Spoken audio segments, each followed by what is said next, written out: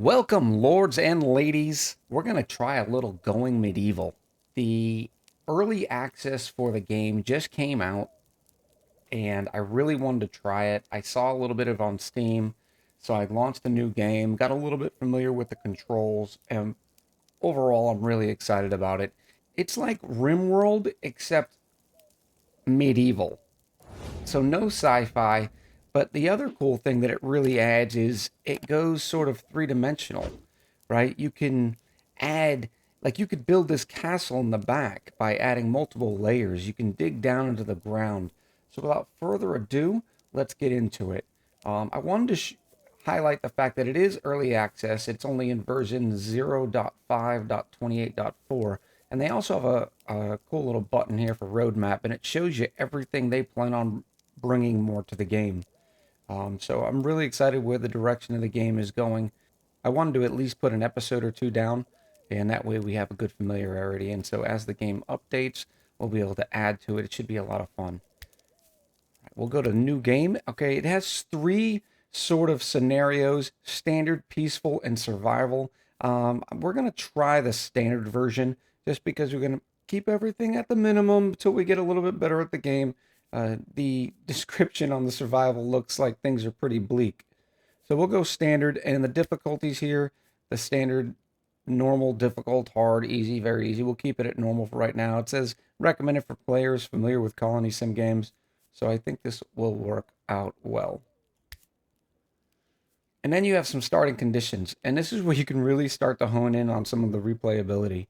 So not only can you add a custom starting condition and really, really hone in on those sort of details that you want, but they have two sort of staple starting conditions. One's a new life.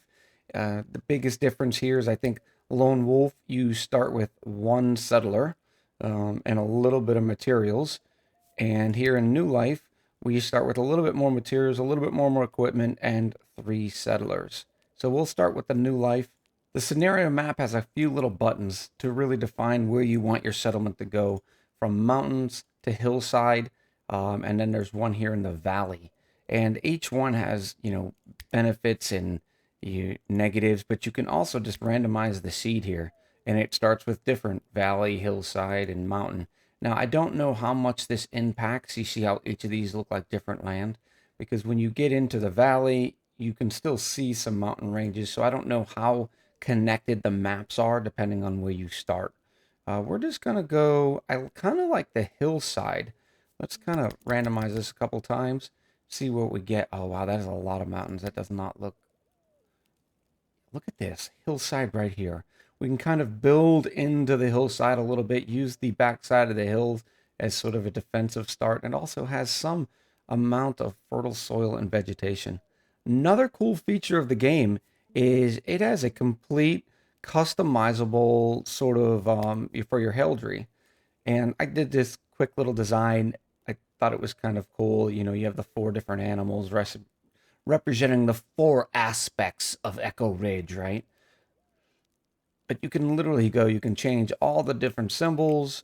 You can even then transform each individual symbol. You can flip it, rotate it, and that sort of thing. So you could spend probably a couple of good hours just on designing your sigil. So I thought that was pretty cool as well. But we'll keep it this default so we can get into it. Right now it only has a default map size. I'm assuming that will get larger and smaller. I want to try to remember this and see if the map, once we load in, kind of represents that a little bit. With that, we'll name the settlement Echo Ridge, and we'll go forth and do good things. Now, you start with three different settlers, right? You can randomize these as well. So you could spend hours upon hours in here. In my first playthrough of the game, I tried to concentrate on sort of having like someone who's going to be really good at building stuff, someone who's going to be really good at researching things, the intellectual side, and then like a master marksman for hunting. And because I wanted to make sure that my colony had a good ability with bows, and that way, barbarians coming in, you know, we'd be able to hit them before they hit us, sort of thing. So with that, And you can also notice each person has each different has different perks, right? And so they get really, really detailed, and you could go nuts sitting here for hours just going random, random, random. But we'll do this for a minute or two, and once I'm happy with it, I'll come back and show you what we found. All right, this is what we've settled with. We have a marksman here, and Mabel starts with a marksmanship rating of 17. She's also got an intellectual rating of 9. Now, the thing I've kind of learned is that the stars are what they're passionate about, 1 or 2 stars. Now, it was somebody with a 2-star rating. That means for every skill they do in that, they get the experience 4 times as much, whereas 1 star, it's 2.5 times. So for those primary duties that we're going to try to give to those settlers, I wanted to make sure that they're at least passionate because they're going to be spending most of their time doing it. And you'll see that it gives them a little buff doing stuff that they like doing. So we have Mabel here is going to be our archer and hunter with a great marksmanship score of 17. Congenial, so they're a little bit better on the moods. And unfortunately, Mabel is a gobbler, which means it takes her 50% longer to eat her food. She's only 25 too, so I thought it was really good with the age. Then we have Maria, who's an outstanding cook. I wasn't even going to go with the primary cook, but with a 22 cook and they actually love doing it, I thought it was going to be a great idea to have a nice somebody who can do all the cooking, the butchering, etc. And then we have Swetrick. Swetrick is going to be our primary carpenter and builder. You can see he's very passionate about construction and starts off with a 17 skill. He's also got a smattering of other little skills. Now, and these 3 settlers, you notice they only have one background, but flipping through it, there are some with multiple backgrounds, which will change their change their skills and their perks up a little bit. Nothing too bad. I had one with a perk of cannibalism and didn't really think that fulfilled the motif of what we're going for, so we skipped on that one. But with these 3 settlers, we will go forth, and it gives you sort of a summary. We're on the standard New Life hillside with our 3 settlers. We're also going to keep the tutorial tips on in case I think that they would add to the video, being able to show you how the game presents it. The game gives you a sort of a little description and background that's really cool. It actually ties in some of the settlers and it gives them some thoughts and a little bit of, it gives a little personality to the settlers, which is really cool. The first thing you get when you start up is a little welcome screen. It just says, hey, reminder, this is an unfinished game. There's a lot of systems that haven't been flushed out yet. We're in heavy development.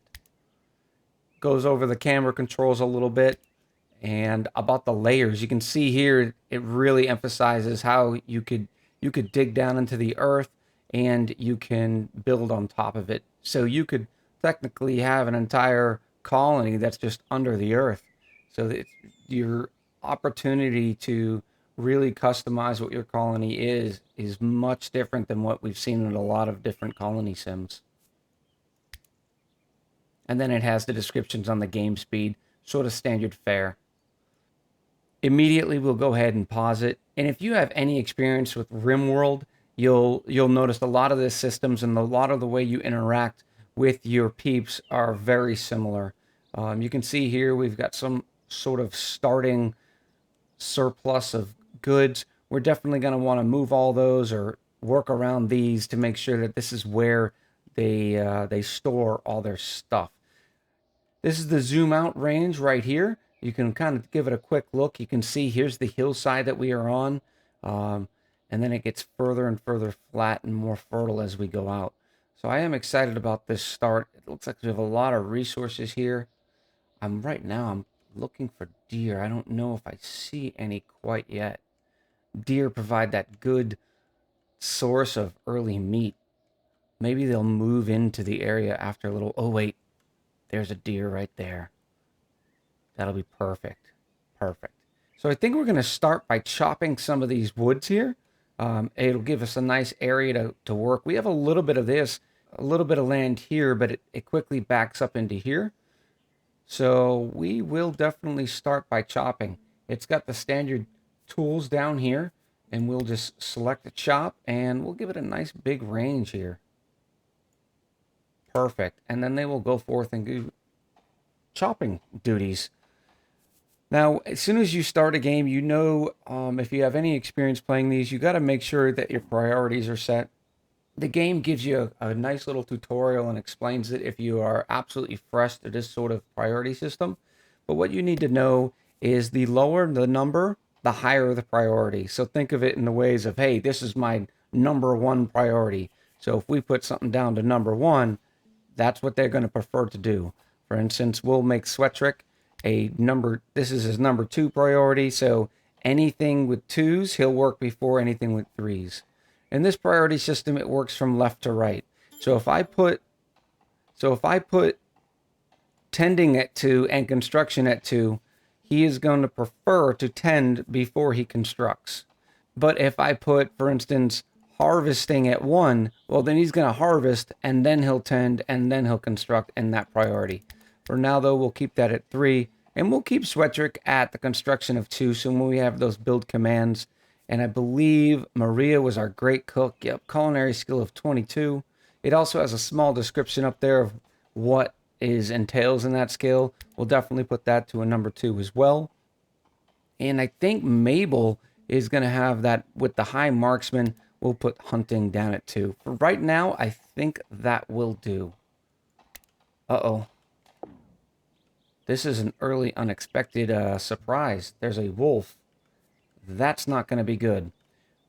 Well, I didn't plan to talk about this quite yet, but we are going to need to equip some weapons. In the manage screen is where we're going to be able to tell all of our peeps what we specifically want them to be able to use and work with. So Mabel, we know we want her to use the longbow, so we're going to make sure that she prefers ranged weapons. Maria can also do ranged.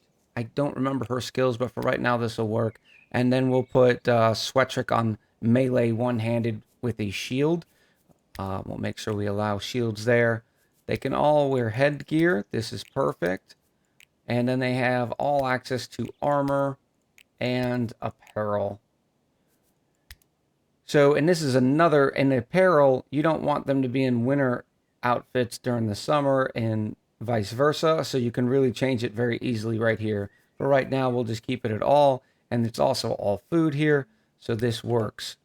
We also have to click allow on all of this so they are allowed to use these resources.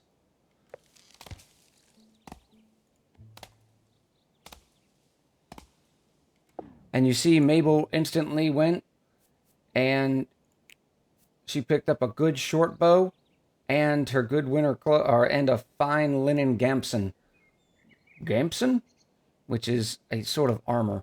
So now we're going to draft her and make sure she attacks this wolf before that wolf becomes any sort of problems. And it looks like the wolf might be trying to run away, but I don't want to take any chances with that.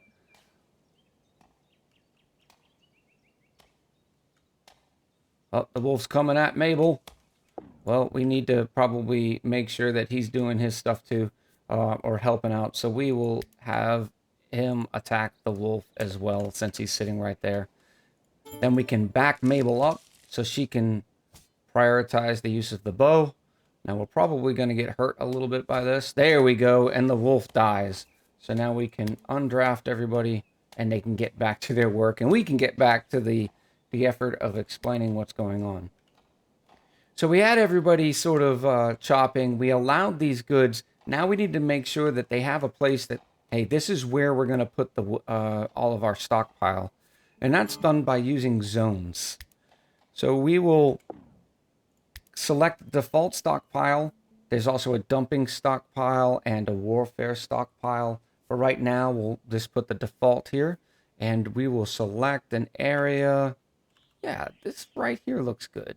Nice big. We'll probably seal this in with a barn or some sort of thing. But for right now, that is a great stockpile. And we're also going to put a dumping stockpile as well. We don't want all of our fresh food to be sitting there with rotting food. So we'll put a small dumping stockpile right behind it. And all this tells is your folks, hey, this is where you're going to put all this stuff. I could have just as easily put the stockpile here, but I didn't want to do that because I don't want to build the building here.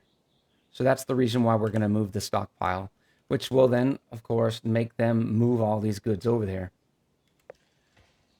Right now, though, they do have these chopping commands, so they will chop, and you can really see exactly what they're doing. Swetrick and Mabel are now going to move things around. Why?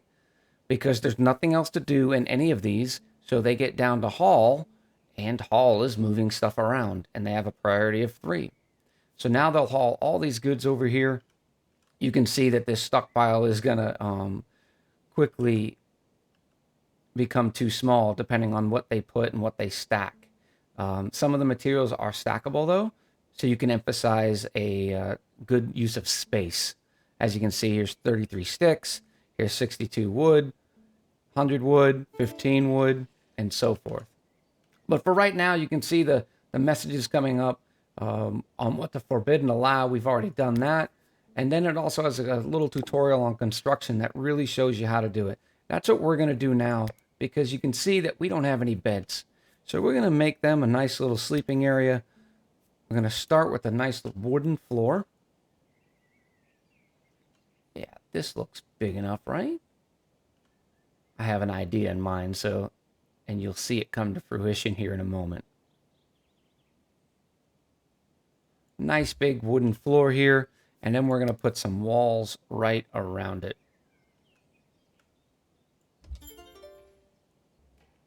Perfect. And now that we have our walls and flooring set on where we want them, they get to work. Now, because building and construction rather is a higher priority than hauling, they're going to do all this construction first. As you can see here, it looks like I got a little oopsie. It thinks I wanted to build these walls on top of each other, which we don't. So we will go cancel those, which then will cause us to rebuild these floors. And now our wooden walls. That's better. We also need a door in our fine establishment. And this looks like as good as any. I like the little, where did it go?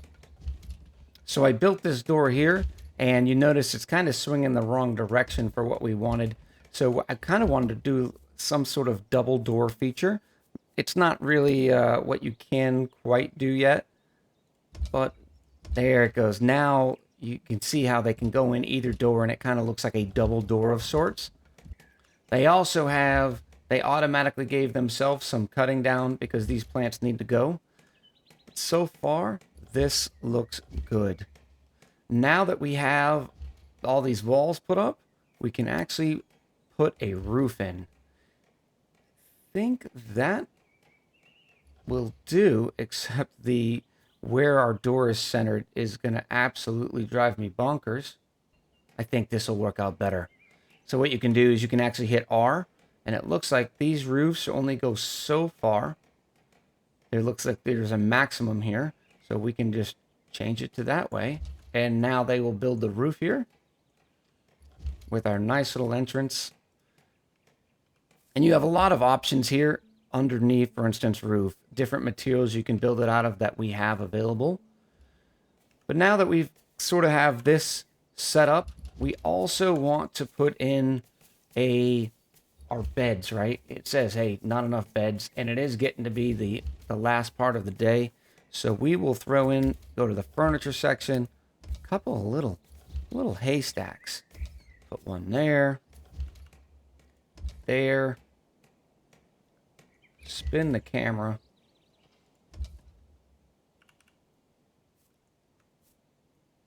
And beautiful. So now we have 4 sleeping spots for our 3 folks, and that will work out well. You can hit the C button and it removes the roof view, and that way you can easily see what's going inside. Now, from what I've seen already, they'll be happy sleeping in a shared room, right? So if you go down here, you can click on the show overlay of rooms, and it shows you what rooms are available. And a shared bedroom says there's a small positive mood modifier. The regular bedroom, when it's by itself, they enjoy the peace and quiet of their own area. And you saw the shared bedroom sort of pop up. So what we're going to do is we're going to add some additional walls.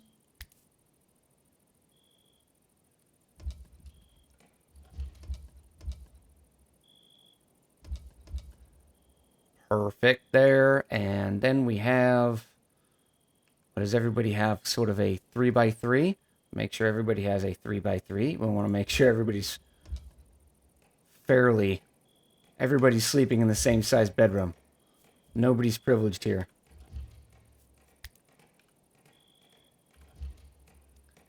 And then we'll finish it up, a couple more walls, and then we'll add some doors.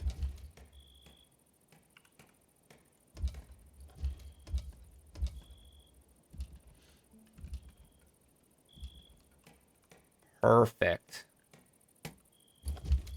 While our folks are sleeping and then catching up with other chores, there's a couple of things we need to look at over here. We can take off this room overlay so it's a little bit easier to see. This is our storage area, and this is, for instance, our cabbage pile, which we're eating. And you can notice that it has a decaying debuff. Notice 1 to the ground type and 2 to the temperature. So what we want to do is add a floor. A floor will help our stockpiles stay fresh for longer. Well, now eventually we're going to put some beams over this and put a roof on it, but for right now that will work out just fine. I was comparing stats on the sturdy longbow, which has a DPS of 4.07, and we go look at Mabel over here, and the good short bow only has a DPS of 2.58. So we're gonna have her drop that, and then prioritize picking this up.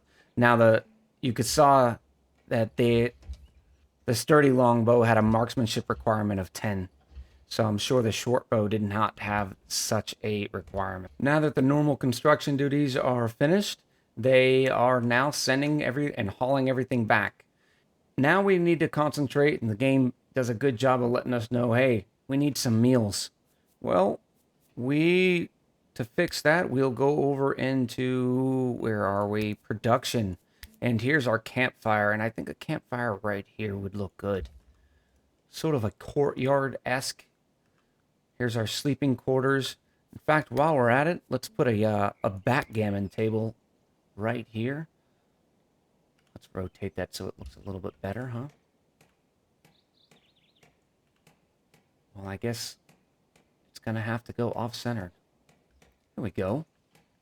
A little backgammon table. Little leisurely activities. Now that we have the campfire finished, we can start making some meals. The first thing we do is click on what sort of product we want. Right now we only have regular meals. And then you need to select how much you want to produce. Well, we always want to have meals on the ready. So until we have something better, we're going to prioritize this forever. So whenever there is resources that can be cooked, Maria, because Maria prioritizes cooking, is going to come over here to the campfire and produce us some meals. One thing I liked when I was starting off is right now it shows all of our items just sort of in a flat list. Well, you can click this group resources, and then it sends them out, and it's a little bit easier to look at instantly. And you can see right here we have 6 meals. These are the packaged meals that I think you start with, and then right now it has 11 raw meals of just cabbage. And as you can see, she went over here, she took that cabbage and made some stew. Now, you'll notice the stew's not appearing in here yet, and it won't until it's in one of your stockpiles. Well, we have idle settlers. That won't do at all, will it? Why don't we clear off this area as well? Something to keep in mind is there's actual tree growth. So this tree is dead. So it's only going to give you 45 wood and 20 sticks. This oak tree here is mature, so it's going to give you 50 wood and 25 sticks. So something to keep in mind when you're doing your harvesting and everything. We're going to cut off down all these plants because we're going to use this space. And then we're also going to chop those trees. It looks like the cutting of the plants also takes care of the trees. So they will get rid of all of that. It says there's a research table missing. We are going to fix that right now. Let's put a research table right on the side of our building here. It's down in production, basic research table. The arrow shows where the settler is going to sit or stand to use this. So this looks like as good as any. And since we're building the research table, we might as well build the butcher table as well. Simple little location here. And that way we can also cook up this wolf carcass. Now, because they have a lot of other duties, if you ever need to prioritize doing something over your existing priorities, you can select a settler, go to that item, and right-click it, and then we can say, hey, prioritize hauling this to a stockpile. Now, just like the campfire, the butcher's table and the research are both production buildings. So for research, for instance, you actually have to click on the chronicles and select how many chronicles you want to do. We're just going to do a quick 100. So we'll hold down shift and there's 100. So now whenever the person with the priority to do research comes over here, they'll just keep doing it until 100 are created. Now on our butcher table, we want all of the meat to be butchered. So we will just select the raw meat and click forever. And now they will take this wolf carcass and chop it up at the butcher's table. More on research. So the way research works in this game is they come over here and they sort of study and they produce different texts. So if you go over in here to the research, it gives you the quick little tutorial, but there's basic research, a research table, and an advanced research table where they produce chronicles, textbooks, and theses. Once you have X amount produced, you then just select which research you want. For instance, right now we have 25 chronicles. So we're going to select the wooden beams. For the first one here is architecture, which will give us unlock the wooden beams. It requires only 15 of the chronicles, so we can just click unlock and it'll leave us with 10 left. So here's another thing that I've noticed. You don't want to queue up too much stuff because then the stuff that you really want to get done won't necessarily get done unless you have the job system tuned just right. For now, for the purposes of just this quick introduction, this is good. But after they get done with this, I suspect they're going to do some hauling and some butchering. In fact, we do need to prioritize the cooking. So Maria is preparing right now and using what they have. I'm assuming it's because of all the berries and the cabbages is the reason why she's still cooking over here. Because it's her only priority too, I suspect her next one's going to go over to the butchering.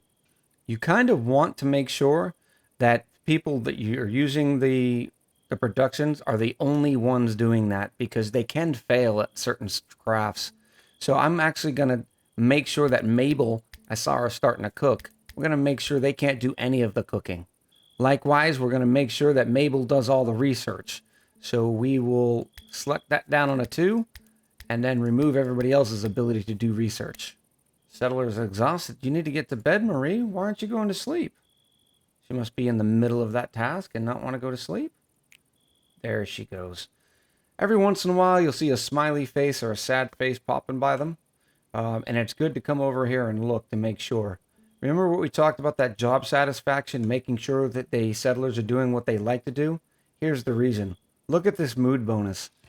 We got 2 times the job satisfaction, making sure that, for instance, in this case, Maria is doing what she likes to do. We also need to go into schedule. I like to add a couple of hours of leisurely activity time. It helps keeping the settlers happy.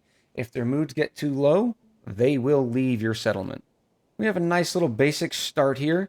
Some of the other things that they will need is religious services. Now we need to check and see what religion all of our folks are. There's a couple of different ones that they can start with. As you can see here, Swetrick is an Oak Brethren Zealot. And then you click on Mabel, or by the way, a great hotkey is Tab. Tab gets through all of your folks. Um, Mabel is a practicing restitutionalist. Restitutionist. That's what we're going to go with.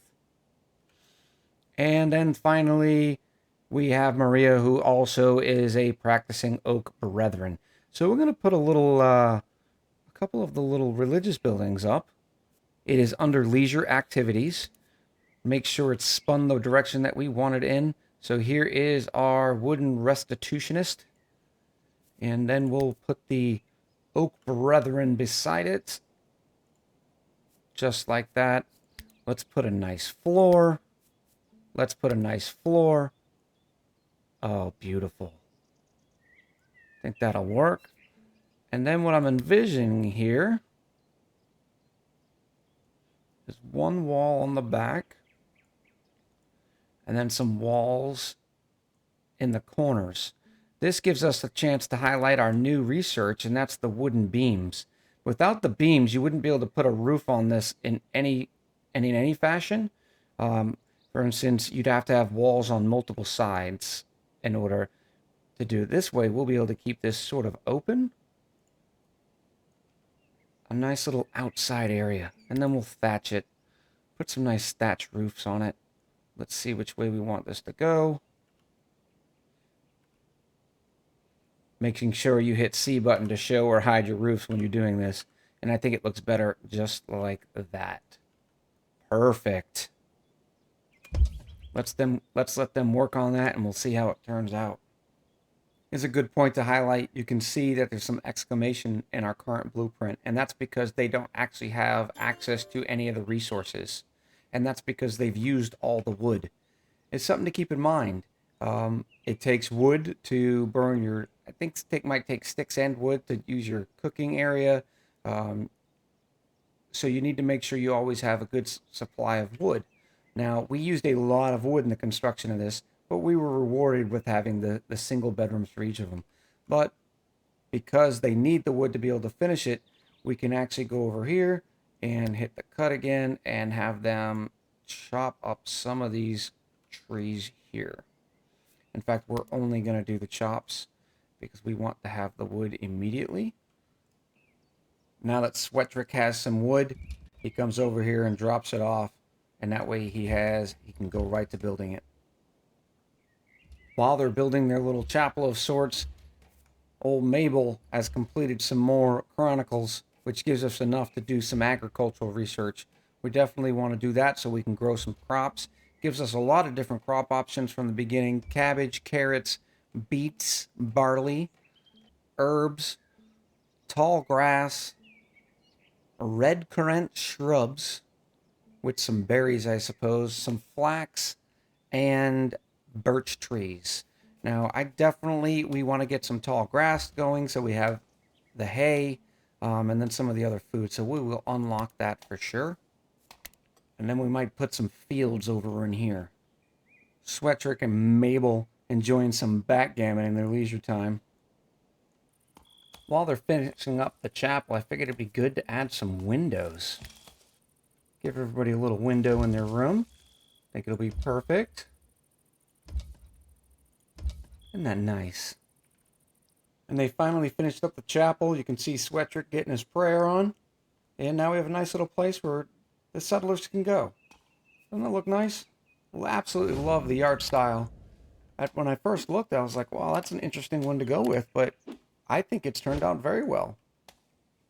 I don't think I meant to add 2 windows to every room. All right, that looks much better. Look, we even opened the window so you can see inside. That is absolutely great. I think this is a good enough stop for a cut here. We are looking forward to a raid. That'll be fun to sort of watch our settlers defend themselves. There's also random events that can happen as well. I hope you enjoyed this little introductory playthrough. Let me know what you think in the comments below. I will look forward to playing this some more. I had fun. I hope you did too. Talk to you soon.